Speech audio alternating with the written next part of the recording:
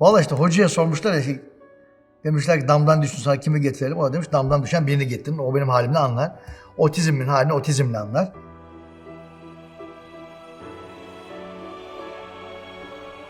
Birisi bazen bana geldiği zaman en kötü bir hikayesini anlatıyor. Ağlıyor mesela. Ben algılayamıyorum mesela onu. Tanıştığım mesela ben diyorum otistik bir karakterim. Asperger'imdir ben. Sen diyorum ben seni üzerim ben diyorum. Hani böyle seni anlayamam, empati yapamam. Mesela ben toplulukların karşısına çıktığım zaman asla onların gözüne bakamam. Beni korkutuyorlar mesela. Büyük kalabalıklarda konuşurken şunu yapıyorum. Kalabalıkta kimseyle göz teması yapamam. Yani o çünkü bende korkunç bir anksiyete yaratıyor. Kalabalığı bir tane olarak görüyorum. Yani böyle güruh gibi görüyorum ilk önce. Bir sürü insan var ve gözümü kimseye böyle kesişmiyorum. Çünkü onu yaptığım zaman biterim yani. Sonra bir süre sonra biraz alışıyorum ama asla bu tam alışma anlamına gelmiyor. Onun için büyük mesela kitlelere konuşurken onu tekmiş gibi görüyorum. Bir de antrenman yapa konuşa onu biraz yendim. Ama yine de yeni girdiğim insanlara asla o göz temasını kuramam ve her zaman kaygı olur. Onun için buradan da şunu anlıyoruz. Karşıdan her güzel gözüken şey kendi içinde büyük bir felakettir. Bazen şey de oluyor mesela. Bir tane seyirci saçını mavi boyatmış oluyor. Şurada bir tane teli böyle farklı ya da kurdele yapmışlar kafasına bir mavi kurdele var. Bir takıyorum o mavi kurdeleyi. Kafam bir şey anlatırken hep arkada o mavi kurdele dönüyor. O mavi kurdele. Hep onunla vakit geçiriyorum. Tabii bununla bir şey anlatmak çok zor bir şey. Yani kafanızın arkasında bir şey var, dönüyor sizde. Bir obsesyon var. İşte o sıkıntılı bir şey. Yani öyle bir maceralarım oldu. Okula gitmek hayatımda yaşadığım en büyük benim travmadır. Böyle içimden dua ederdim mesela okul bitsin diye. Benim hoca bir gün bana şey sormuştu. Yeraltı kaynaklarını yazın demişti. Ben işte patates yazdım, havuç yazdım. Oğlum dedi yeraltı kaynağı patates olur mu dedi ya. Ne dedim lan yeraltı kaynağı? Olmaz dedi, olmaz. Ben yıllarca bunu düşündüm yeraltı kaynağı nedir diye. Bir de hayatta hiç anlayamadığım şey motorlu ve motorsuz taşıtlardı. Çünkü onu anlayamadım. Neden anlayamadım biliyor musunuz? Motor ne demek? Yani hoca onu söylemedi bana.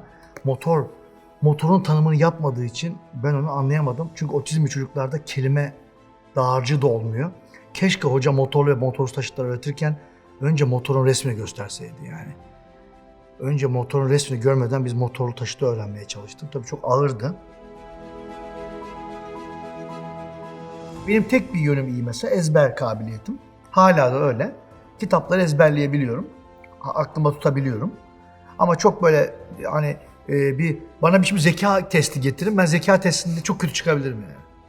Hani var ya zeka testleri. Mesela çocuklar da yapıyorlar işte bir üçgen var, o var. Mesela diyor ki şöyle bir sıra var diyorlar. Üçgen, artı ve kare bunların işte bilmem ne sırasına göre dizin falan. Ben bunu hayatta anlayamam.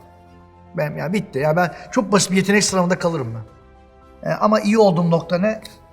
İyi olduğum nokta ezber işte. Ezberleyebiliyorum. O da beni tıpta iyi yaptı. Yani çünkü tıp ezberdir. Tıp ezber oldu çünkü işte tiroid hastalıkları ezber, beyin tümörü ezber. Ne yapıyorsunuz? Çünkü beyin tümörünün bir şey yok yani. Ezberliyorsunuz işte. Geni şu, tedavisi bu. Ondan sonra ilaç dozları var. Onlara bayılırım ben. Bana ezber vereceksin. Hafızımdır ben. Mesela anneme hep şunu söylüyorum. Diyorum, anne diyorum evdeki hiçbir şey kaldırma. Çünkü ben çok öyle şey yaptım mesela. Annem bir gün benim çantamda bir kağıt vardı. Kağıdı almış.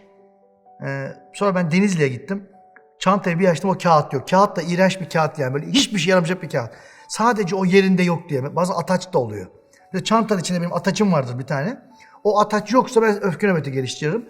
Denizli'den o kağıdı almak için geriye geldim. O kağıdı aldım bir daha gittim. Yani şöyle oldu. 5 saat Denizli'ye gittim İzmir'den. 5 saat geri geldim. 10 saat. 5 saat daha gittim 15 saat etti. Sadece o kağıt yok diye. O kağıtta hiçbir şey yazmıyor ama. Öyle bir tane kağıt vardı. Ben onu her açtığımda görüyordum benim çantamda. Onu değiştirmeyeceksin mesela. Onun için anneme bunu öğrettim. Annem evde hiçbir şey yerini değiştirmedi mesela. Çünkü değiştiği anda çok kötü mesela şeyler oluyor. Onun için bence buna saygı duymak lazım. İnsanlara da bunu öğretmek lazım. Konuşmak lazım. Bazı insanlar bunu kabul etmiyor. Diyor ki ben seni çekemem diyor. Çekemezsen de ne yapayım yani ben de. Bence bazen yalnız kalmak birini değiştirmekten daha kolay. Çok az insan var hayatımda. Arkadaşım yok benim yani. Ve telefon açıyorum bazen. Telefon rehberinde olanlara bakıyorum. Onları siliyorum mesela. Aramayanlar var beni. Onların hepsini siliyorum. En sonunda sile sile annem kaldı, babam kaldı. 2 tane de asistan kaldı. Sonra birileri soruyor bana, sen neden diyor bizim numaramızı kaydetmiyorsun? Ben seni ne yapacağım diyorum. Şimdi adam orada yıkılıyor karşıda. Şimdi ben seni ne yapacağım? O kötü bir şey değil esasında. O şu demek, o benim körlüğüm esasında. Yani ona şu hissim yok ona karşı. Yani bir sevgi, işte ya bir dostluk, öyle bir şey besleyemiyorum yani. Bazen benim mesela bayramımı kutluyorlar. Bu diyorum neden beni kutluyor bayramımı diyorum. Mesela neden oldu? Bunu neden yaptı acaba diyorum. Yani siliyorum mesela. Hiç okumadan silerim mesela WhatsApp'ları falan. Mesela oraya bir şeyler yazıyorlar. Mesela kalp falan atınca sinir oluyorum. Bende de öyle öfke nöbeti oluyor bazen. Yani bana şey yazacak mesela. Yani böyle direkt bir cümle yazacak. Merhaba, karaciğerim hasta. Şu tahlil sonuçları. Ne diyorsun? Bu benim için en doğru insan modeli. Bu benim için. Mesela şöyle bir merhaba yazdığı zaman bana bir insan, bir de kalp attığı zaman benim için bu ne demek istiyor şimdi diyorum. Algılayamıyorum ve çok canım sıkılıyor, sinirleniyorum ve onları siliyorum. Yani o benim için çok tehlikeli bir şeydir. WhatsApp emojileri otizm için çok sakat bir şey bir kere. Yani çocuk normal insanı algılayamıyor. Onu nasıl algılasın? Şöyle bir şey olabilir belki. O emojilerin yanında bir şey olmalı. Siyah beyaz ya da mesela kırmızı mavi de olabilir. Siyah beyaz daha iyi. Mesela siyah ise o kötü bir şey demek. Beyazsa da o iyi bir şey demek. Öyle daha iyi olurdu mesela. Hani otizmler için 2 renk olmalı. İyi duygular, kötü duygular. İyi duygular ne mesela? Gülmek, öpücük. Ondan sonra hani var ya kalp. Onlar yanında beyaz olacak onların yanında. Kötü duyguların yanında siyah olacak ya da üstünde çarpı da olabilir şöyle.